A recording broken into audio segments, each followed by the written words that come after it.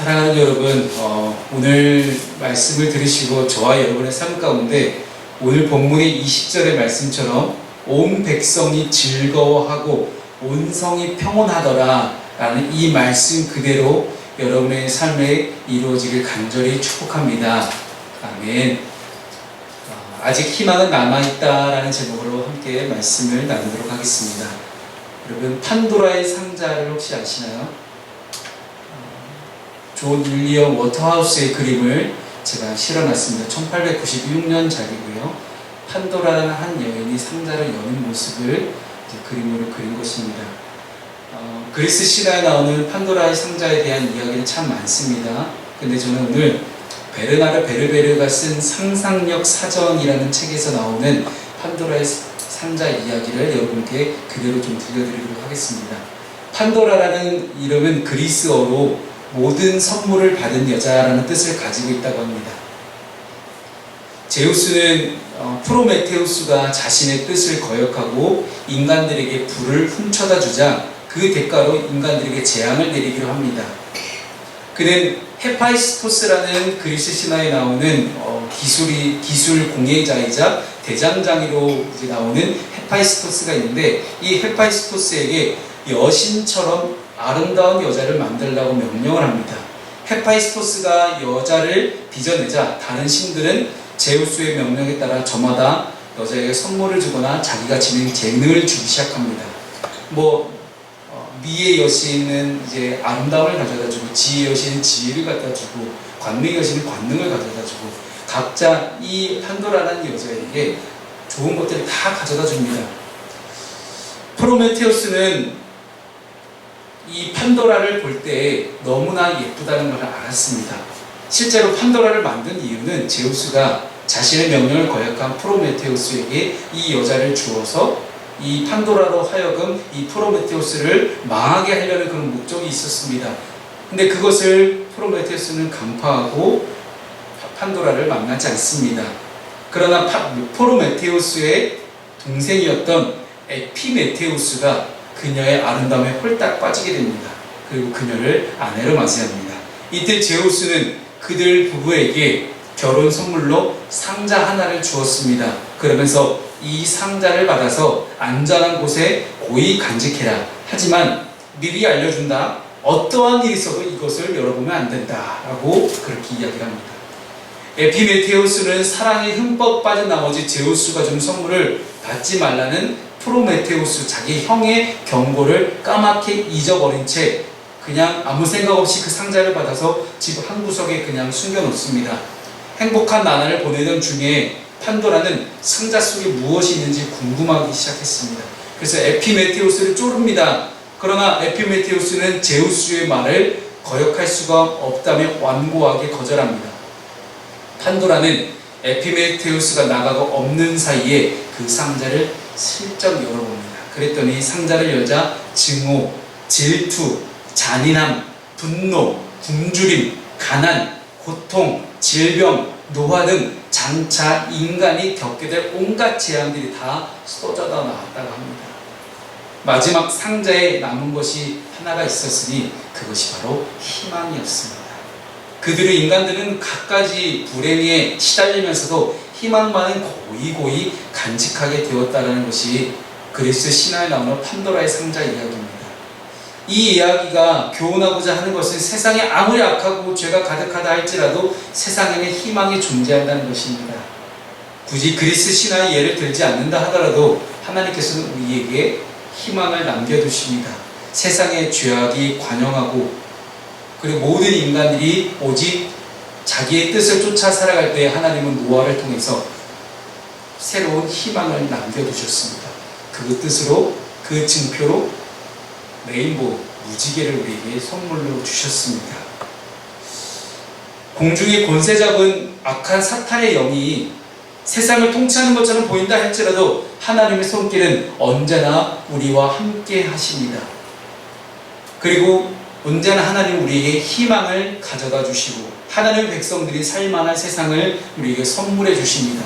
왕국절의 시작에 오늘 저는 여러분과 함께 하나님의 나라에 대한 소망과 희망을 품게 되기를 소망합니다. 지금 우리의 상황이 참 쉽지는 않습니다. 판도라의 상자를 여는 것처럼 대한민국은 매 주마다 하나의 상자를 여는 것처럼 그렇게 보여집니다. 나라가 참 안팎으로 시끄럽습니다. 뭔가 재미있는 거 없을까 하고 살펴봐도요, 온갖 뉴스들이 매일매일 쏟아져 나오기 때문에 흥미진진합니다. 어떻게 이 나라 흘러갈지 아무도 예측할 수 없는 시대를 우리는 살아가고 있습니다. 판도라의 상자를 열 것처럼 참 어찌 보면 시끄러운 이 시대에 어떻게 우리가 살아갈 수 있을까요? 어떻게 하면 우리가 희망을 가지고 살아갈 수 있고 우리나라의 문제를 해결하기 위해서 우리는 무엇을 붙잡고 가야 될까요? 저희 노나들이에 있는 게임기 중에 하나가 플레이스테이션이라는 게임기가 있어요. 이 플레이스테이션이라는 것 자체가 소니에서 만든 겁니다. 일본산이죠. 그랬더니 우리 중학생 친구들이 노나들이 놀러와서 야 우리 플스 할까? 하다가 야 이거 해볼 거잖아. 아 그래 하지 말자. 이게 요즘 중학생의 현실입니다. 자기들 나름대로 일본산 제품이라고 절대 입지도 않고 사지도 않고 먹지도 않고 화장품 그렇게 열심히 화장품 사던 여자아이들이 이제 일본산 화장품 안 사기 시작했어요. 참 신기하기도 하면서도 이 친구들이 나라에 대한 생각이 이렇게 많이 잘하고 있구나라는 것이 좀 대견하기도 하면서도 너무 반일 감정, 혐일 감정으로 가는 것도 좀 우려가 되기도 합니다만은 우리는 이 시대에 오늘 말씀을 좀 준비하면서 이 시대를 바라보는 하나님의 생각은 어떤지 함께 살펴보길 원했습니다. 오늘 본문의 말씀은 수요 예배와 똑같은 말씀입니다. 똑같은 본문인데 가끔씩 이렇게 겹칠 때가 있습니다. 그때마다 이제 설교를 항상 이제 매일매일 보내는 이제 카카오톡 말씀, 그리고 수요 예배 말씀, 주일 예배 말씀 총 3편의 설교를 이제 준비하게 되는데 각각 다 다른 말씀을 제가 준비를 합니다. 근데 오늘 본문은 특별히 나라와 민족을 향하신 하나님의 뜻에 맞추어서 함께 우리가 희망을 가지고 이 땅을 살아갈 수 있도록 그렇게 말씀을 함께 나누길 소망합니다. 첫 번째는 하나님은 위대한 극작가입니다. 본문의 내용은 옛날 사극이었던 우리나라 옛날 전통 사극 중에 여인천하를 기억나게 할 정도로 한 여인에 의해서 무너져가는 유다 왕실을 보여줍니다. 하지만 이 유다 왕실이 어떻게 기막힌 사건을 이용해서 다시 한번 제대로 세워지는 그런 일들이 벌어지고 있습니다. 다윗의 후손으로서 유다의 왕을 계승할 사람이 어느 누구도 남지 않았다는 그런 지극히 절망적인 상황 가운데 하나님은 가장 유다의 왕실이 약해졌을 때 우리에게 희망을 던져주십니다. 약할 때 강함이 되게 하시는 그 하나님을 오늘 본문의 말씀을 통해서 발견하기를 축원합니다. 남유다 왕국의 아하시야 왕이 죽었습니다. 아합의 딸이자 이세벨의 딸인 아하시야의 어머니 아달랴가 남유다 왕국의 정권을 잡습니다. 아달랴는 그의 어머니 이세벨이 북왕국 이스라엘의 영적 상태를 혼란스럽게 한 것 못지않게 남왕국을 제대로 휘저어놓습니다. 바알과 아세라를 이용해서 엄청나게 많은 사람들을 우상 숭배로 인도합니다. 아달랴는 유다의 정권을 장악하는 과정에서 왕족들, 즉 자신의 손자들을 닥치는 대로 다 죽입니다. 그리고 스스로 여왕으로 등극합니다. 권력 상잔의 비극이 펼쳐진 이때에 아시아의 누이이자 이 똑같은 아달랴의 딸이었던 여호세바라는 사람이 등장하는데 이 여호세바가 아시아의 아들 중 한 명인 요아스 왕자를 빼돌려 성전에 숨깁니다. 즉 요아스 왕자에게 여호세바는 고모입니다. 아시아 왕의 누이였기 때문에 여호와의 성전은 제사장만 출입할 수 있는 곳이었기 많았기 때문에 제사장들이 마음만 먹는다면 얼마든지 요아스를 보호할 수 있고 아달랴로부터 지켜낼 수가 있었기 때문입니다. 그리고 6년 동안 성전에서 몰래 이 아기 요아스를 양육합니다. 그리고 6년이 지났을 때 여호세바의 남편이자 남유다 왕국의 대제사장이었던 여호야다가 요아스를 앞세워서 반란을 준비합니다. 가릿사람, 여기서 나오는 가릿사람은 용병을 말합니다. 솔로몬 시대에도 있었던 왕궁 호위병으로 사용했던 용병들이 가릿사람입니다. 이 가릿사람과 호위병의 백부장들을 불러들이고 여호와의 성전에 들어가서 반란을 일으키기로 약속하고 여호와 앞에서 맹세하게 한 뒤에 요아스 왕자를 불러냅니다. 그리고 안식일에 이르자 여호야다는 군대를 이 예루살렘 성 곳곳에 다 배치를 한 후에 요아스 왕자를 데리고 나와서 모든 장로들과 백성들을 다 불러 모은 상태에서 요아스 왕자에게 왕관을 씌우고 그를 왕으로 세웁니다. 그곳에 있던 모든 사람들이 모두 왕을 축복하면서 그를 왕으로 인정합니다. 이런 사실을 전혀 까맣게 모르고 있던 아달랴 왕은 옷을 찢으면서 반역이로다 반역이로다 외치면서 이 반역자들을 잡아들이라고 이렇게 난동을 부리지만 그녀를 따르는 무리와 함께 성 밖으로 내쫓겨져서 성전 밖으로 내쫓겨져서 거기서 죽임을 당합니다. 아달랴를 끝으로 아합의 모든 자손들은 이 땅에서 다 죽음을 맞게 됩니다. 너무나 극적인 장면 아닙니까? 이 작은 아기를 성전에 숨긴 것도 신기한데 아기는 보통 잘 울잖아요. 근데 아기 울음소리를 어떻게 잘 숨겨갖고 6년 동안 잘 키워냈다는 그 사실들이 왠지 드라마처럼 쫙 펼쳐집니다. 사랑하는 여러분, 우리에게 가장 극적인 사건은 무엇입니까? 십자가 구원의 사건입니다. 죽을 수밖에 없었던 죄의 종로로 타던 우리가 죄에 묶여서 죄의 사슬에 묶여서 끊임없이 노예 생활하던 우리를 하나님이 십자가를 통해서 우리를 건져내셨습니다. 예수님이 가룟 유다의 속임수로 로마 군병들에게 끌려갈 때 대부분의 제자들은 무서워서 도망갑니다. 가장 근처까지 따라갔던 베드로도 예수님을 모른다고 부인합니다. 어떻게 해서든 예수님을 따르는 사람이 아니라는 것을 베드로는 드러내고 싶었습니다. 어떻게든 그리스도인이 아닌 척, 예수 믿는 사람이 아닌 척 하며 노력하는 우리의 모습과 너무나 닮아 있습니다. 우리 주변에 누구가 있느냐에 따라서, 나와 함께 있는 사람이 누구냐에 따라서 우리는 어떤 척하는 것이 달라집니다. 사탄의 권능으로 너무나 강력했던 아달랴의 왕자는 이렇게 순식간에 끝나게 되는데 아무도 대적할 수 없었고 아무도 감히 맞설 수 없을 것 같았던 이 아달랴 여왕의 왕자였습니다. 6년 동안 강력하게 다스렸지만 그러나 하나님의 회복의 역사가 일어날 때에, 회복의 때가 이르자 아달랴는 순식간에 사라지고 납니다. 우리를 에워싸고 있는 나라 안팎에 여러 가지 어려운 상황들이 있습니다. 하지만 하나님의 회복의 때가 반드시 오게 되면 그때 우리는 또 다른 하나님의 나라를 경험하게 될 것입니다. 우리가 그토록 죄의 종로로 사던 우리가 이제 우리의 인생이 바뀌기 시작한 때가 언제입니까? 십자가에 되었습니다. 십자가로 말미암아 우리 인생이 급변하게 되었던 것처럼 하나님께서 요아스 왕자를 이제는 7년 후에 7살 되던 해에 왕으로 세울 때 아달랴의 모든 폭정이 끝날 수 있었던 것처럼 하나님의 때, 하나님의 방법으로 하나님의 뜻에 관통한 많은 이들이 함께 나서서 하나님의 뜻을 실현할 때 우리의 어려움은 당연히 해결될 수 있을 것입니다. 이와 같이 오늘 우리 앞에 닥친 강력하고 거대한 고난이 있을지라도, 얼마나 복잡하고 어렵고 오래된 문제, 도저히 해결의 기미가 보이지 않는 문제가 있다 할지라도 하나님의 회복의 역사가 일어나는 순간 언제 있었냐는 듯 눈 녹듯이 다 사라지게 될 것입니다. 오늘 우리에게 필요한 것은 오직 단 하나, 하나님의 회복의 역사인 줄로 믿으시기 바랍니다. 하나님께서는 먼저 왕의 아들을 보았던 사람들의 마음속에 이제는 회복의 역사를 불러일으키십니다. 성전 단 위에 규례대로 야긴과 보아스라는 기둥 옆에 서 있는 요아스라는 조그만 아이를 보면서 그 작은 아이를 통해 하나님은 이스라엘 사람들에게 희망을 갖게 하셨습니다.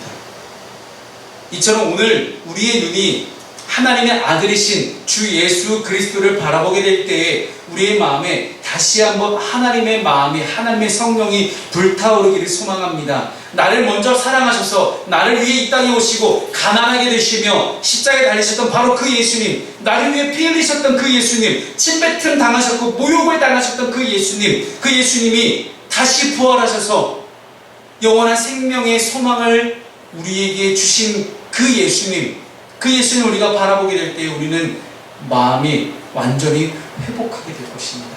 이스라엘 백성들이 단지 7살 된 어린 아이를 바라보면서 그 아이가 오로지 하나님이 약속하신 다윗의 자손이라는 사실 때문에 마음에 불이 붙을 수 있었다면 오늘 우리가 믿음의 눈을 들어서 하나님의 아들 예수 그리스도를 바라볼 때 우리의 마음에는 더욱더 뜨겁고 거대한 불이 일어날 수 있을 것입니다. 2000년 전 동방에서 온 박사들이 말 구유에 누워있는 아기 예수를 바라보면서 구원자로 경배했듯이 우리가 이 시간 믿음의 눈으로 오직 주 예수님만을 바라보기 소망합니다. 그럴 때 우리에게 생각지 못한 희망이 다가오기 시작합니다. 두 번째, 하나님은 반드시 약속하신 것을 지키시는 하나님이십니다. 우리가 직면하고 우리가 절망의 상황 속에서도 끝까지 믿음의 희망을 놓지 않을 수 있는 까닭은 우리 주님이 우리에게 주신 약속 때문입니다. 하나님은 사무엘하 7장 15절 16절에서 다윗과 약속을 하십니다. 내가 내 앞에서 함께 읽어볼까요? 시작. 내가 내 앞에서 물러나게 한 사울에게서 내 은총을 빼앗은 것처럼 그에게서 빼앗지는 아니하리라. 내 집과 내 나라가 내 앞에서 영원히 보존되고 내 왕위가 영원히 견고하리라 하셨다 하라. 아멘. 언제나 항상 하나님 우선순위로 살았던 다윗에게 하나님은 영원히 유다의 왕위를 다윗의 자손으로만 이어가시겠다는 약속을 하십니다. 일반 백성들은 아시아의 모든 아들들이 다 죽임을 당한 것으로 알고 있지만 하나님은 하나님이 직접 하신 약속을 지키기 위해서 하나님의 사람들을 사용하셔서 요아스를 남겨놓으십니다. 오늘 이 여호야다의 종교개혁 혹은 왕권개혁 반란을 지켜보게 되면 철저하게 말씀과 언약 중심의 개혁을 세워갑니다. 수요일에도 제가 말씀을 드렸지만 북이스라엘의 예후는 똑같이 반란과 개혁을 일으킬 때 자기에게 유익이 되는 하나님의 말씀에만 순종하고 개혁을 했다면 여호야다는 철저하게 언약 중심, 말씀 중심, 하나님의 율법 중심으로 그는 개혁을 해나갑니다. 이것은 곧 개혁을 해나가되 철저하게 하나님께 순종하며 작은 것 하나에도 자신의 뜻과 의지대로 하지 않고 하나님께 순종하며 해나가는 것들을 우리는 보게 됩니다. 오늘 본문 17절 말씀을 보십시오. 여호야다가 왕과 백성에게 여호와와 언약을 맺어 여호와의 백성이 되게 하고 왕과 백성 사이에도 언약을 세우게 하네 라고 말씀합니다. 언약을 갱신하는 것이죠. 남유다의 백성들이 아달랴의 통치 아래에서 또 아하시아의 통치 아래에서 바알이라는 우상을 섬겼고 마음이 많이 흩어져 있었습니다. 하나님 중심의 신앙이 약화되어 있는 그때에 왕과 백성에게 하나님께서 약속하신 것들을 기억하고 우리 유다에게 주신 하나님의 약속을 기억하고 철저히 지키라는 것입니다. 또한 하나님께서는 모세를 통해서 신명기 28장 가운데 이스라엘 백성들에게 약속하십니다. 1절 2절 말씀을 함께 읽어보겠습니다. 시작. 내가 내 하나님 여호와의 말씀을 삼가 듣고 내가 오늘 내게 명령하는 그의 모든 명령을 지켜 행하면 내 하나님 여호와께서 너를 세계 모든 민족 위에 뛰어나게 하실 것이라. 내가 내 하나님 여호와의 말씀을 청종하면 이 모든 복이 임하리라. 아멘. 사랑하는 여러분, 하나님께서는 다윗을 통해 말씀하시기를 사무엘하 7장 9절에서도 내가 가는 모든 곳에서 내가 너와 함께 있어 내 모든 원수를 내 앞에서 멸하였은즉 땅에서 위대한 자들의 이름같이 내 이름을 위대하게 만들어 주리다 라고 약속하십니다. 사랑하는 여러분, 하나님께 순종하면, 하나님의 말씀에 철저히 순종하면 이런 복을 주실 것이다 라고 말씀하십니다. 그래서 여호야다는 왕과 백성에게 이 약속을 기억하고 철저하게 하나님의 백성이 되라, 철저하게 하나님 중심의 신앙을 살아라, 철저하게 하나님께 순종하며 살아라, 철저하게 하나님의 말씀에 순종하는 삶을 살아라는 것을 가르친 것입니다. 우리에게 하신 약속은 무엇이었습니까? 내가 세상 끝날까지 너희와 항상 함께 있으리라 하시니라. 아멘. 예수님이 탄생하실 때 천사가 와서 직접 전해준 이름이 임마누엘입니다. 하나님이 우리와 함께 하십니다. 하나님 너희와 함께 하시다. 하나님 우리와 함께 하십니다. 사랑하는 성도 여러분, 우리 하나님께서 언제나 항상 우리와 함께 하시겠다고 약속하셨습니다. 지금도 그 말씀을 본인이 하신 약속을 지금도 지키고 계십니다. 그렇다면 이 절망의 상황 가운데, 우리를 둘러싸고 있는 안팎의 어려운 상황 가운데 우리는 어떻게 하면 좋을까요? 함께 하신 하나님을 믿는 것입니다. 함께 하신 하나님을 신뢰하는 것입니다. 함께 하신 하나님, 신실하신 하나님, 처음부터 끝까지 늘 동일하신 그 하나님과 함께 우리는 그저 있는 것입니다. 주의 품 안에. 우리가 어디에 속하기를 원하시겠습니까? 대한민국을 둘러싼 많은 열강들이 100년 전에도 그랬지만 지금도 똑같습니다. 수많은 강대국들이 우리를 마음대로 가지고 놀려고 하고 있습니다. 협정을 이제 파기했다는 이유로 그것 가운데 미국이 왜 그랬느냐 하면서 간섭을 하고 있고요. 참 많은 상황들이 우리를 참 어렵게 합니다. 어디에 속할 것이냐라는 것들을 자꾸만 우리에게 요구합니다. 많은 강대국도 우리에게 그럼 너 우리 편 할래? 쟤네 편 할래? 그것만 요구합니다. 여러분 어느 편에 서시겠습니까? 여호수아가 이스라엘 백성들에게 가나안 땅에서 나는 오직 나와 내 집은 오직 여호와 하나님만 섬기겠노라. 너희들은 어느 편에 설지 확실하게 정하라라고 말을 합니다. 선포합니다.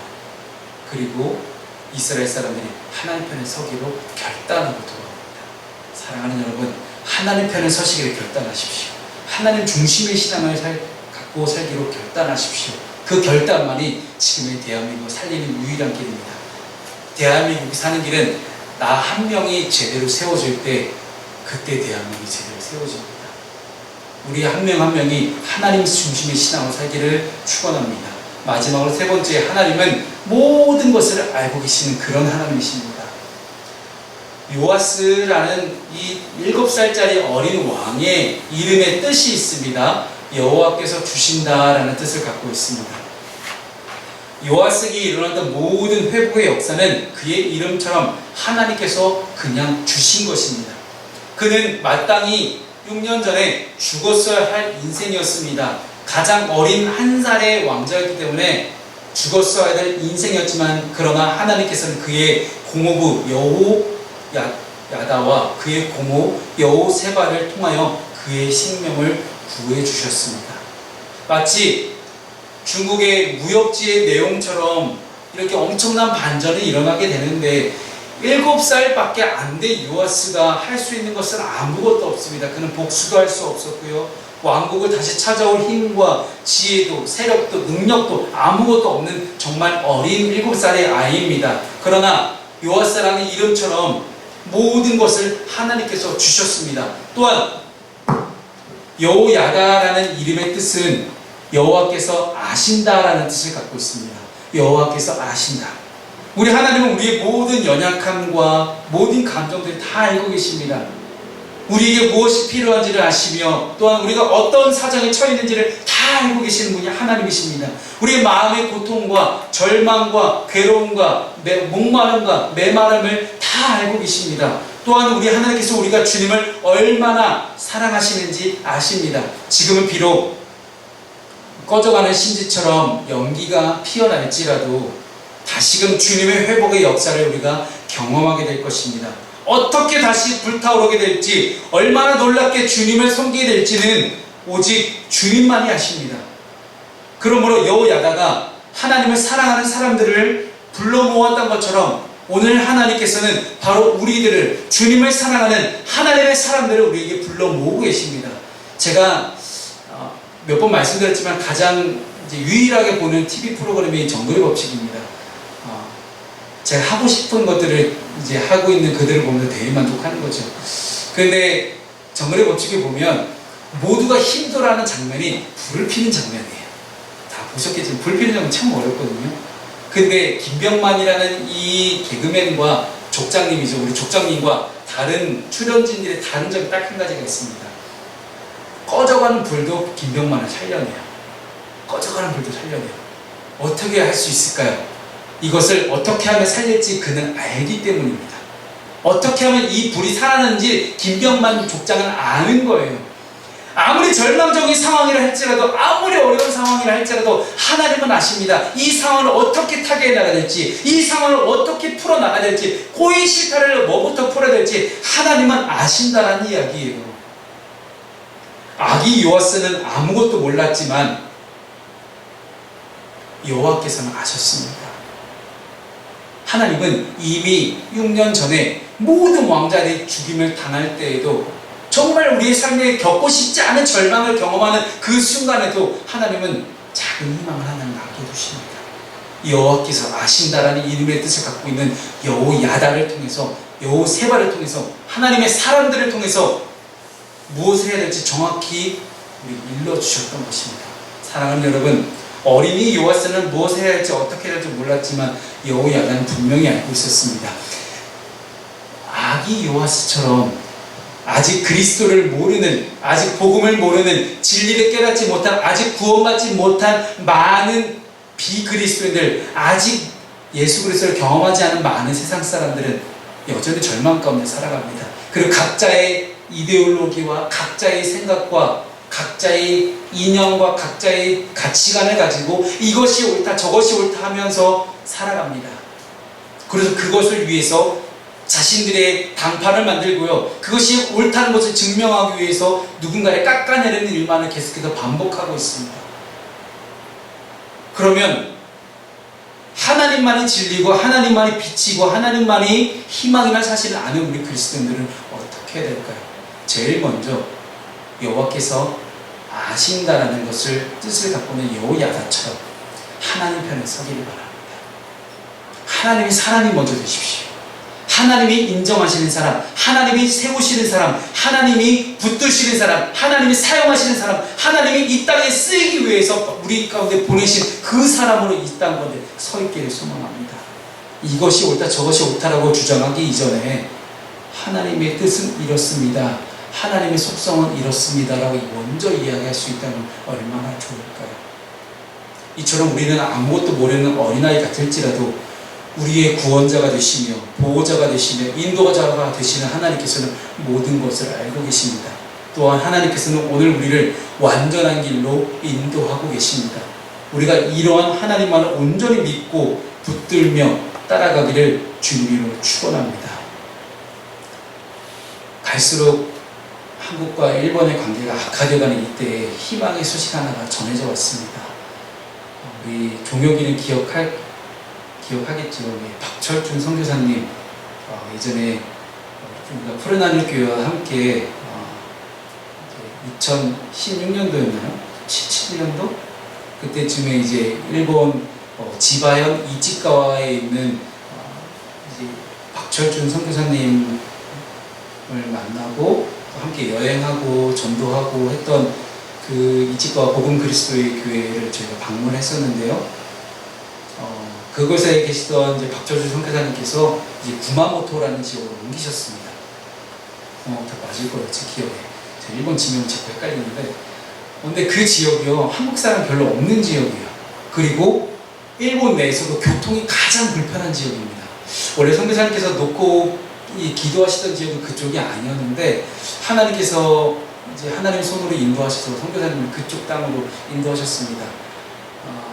이제 오사카 교토 고베가 있는 관서 지역에서 좀 밑으로 내려오는 그런 작은 섬이에요. 일본 다 섬나라긴 하지만 그래도 가장 큰 관서 지방에서 내려오는 그런 섬 지역인데, 그래서 교통이 참 불편한 지역이긴 합니다만은 그곳을 하나님께서 주셔서 선교사님 가정이 그곳에서 이제 새롭게 교회 개척을 준비하면서 지금 가정에서 지금 예배로 모이고 계시는데 조금씩 일본 사람들이 붙여주고 계십니다. 참 희망적인 소식이 들려오고 있고 기도 편지를 보내셨는데 얼마나 감사한지 모르겠어요. 여러분, 선교사님 통해서 들을 수 있었던 소식 하나는요, 모든 일본인이 한국을 싫어하는 건 아니라는 것입니다. 다시 한번 말씀드리지만 우리가 지금 우리나라가 이렇게 되어 있는 까닭은요, 이미 1950년대 가운데서 일본의 잔재를, 일제의 잔재를 완전히 뿌리 뽑지 못했기 때문에 지금 이런 상황이 발생하기 시작합니다. 친일 쪽에 섰던 많은 친일파들의 여러 가지 많은 것들 우리가 제대로 청산하지 못했기 때문에 그 다음에 바로 민족주의와 이념주의로 갈등이 번졌던 6.25 전쟁이 바로 일어나고 그 혼란스러운 상황 가운데서 가장 희낙낙했던 이들은 친일 쪽에 붙었던 이들이었습니다. 여전히 그들이 아직까지도 우리나라의 많은 기득권을 잡고 있는 것이 현실입니다. 돈의 논리, 그들이 여전히 많은 재산을 소유하고 있고 서울 땅에 아직도 친일파의 이름으로 되어 있는 일본인들의 이름으로 되어 있는 재산이 그대로 남아있다고 하는데 이것이 전수조사가 제대로 되지 않아서 여전히 일본인들의 이름으로 땅은 남아있다고 합니다. 하지만 아직도 많은 일본인들이 대한민국을 좋아하고 있고 사랑하고 있습니다. 그리고 일본과 한국이 더 이상 악화의 길로 가지 않도록 함께 기도하고 있는 일본의 1% 크리스찬들이 현재 있습니다. 여러분, 일본의 1%라고 생각을 해봤더니요, 한 100만 명 정도가 돼요. 1억인이니까. 근데 그들도 여전히 한국과 일본의 관계를 놓고 기도하고 있습니다. 그리고 굉장히 많은 퍼센트의 일본 젊은이들이 아베 정권에 대해서 대항하는 그런 모습들을 보이고 있고요. 여전히 아베 정권은 일본 안에서 많은 지지율을 얻지 못하고 있는 현실입니다. 그 가운데서 우리는 무엇을 해야 될까요? 단순히 일본에 대해서 불평불만하고 단순히 일본에 대해서 비난하기보다는 다시 한번 말씀드리지만 극복했으면 좋겠습니다. 우리 안에 있는, 우리 안에 미처 씻어내지 못한 것들에 대해서 다 씻어내고 깨끗하게 되어서 극복했으면 좋겠습니다. 이 가운데 우리나라로만 꼴돌 뭉친 민족주의가 일어나지 않았으면 좋겠고요. 자민족 우월주의로 가지 않았으면 좋겠고요. 우리 안에 분명히 하나님의 사랑으로 우뚝 세워져서 희망으로 다가오신 하나님과 함께 새로운 희망을 열어갈 수 있는 그런 것이 우리 안에 있으면 좋지 않을까 싶습니다. 이 요아스 왕은 이후에 이스라엘 남유다 가운데 종교개혁을 확실하게 일으킵니다.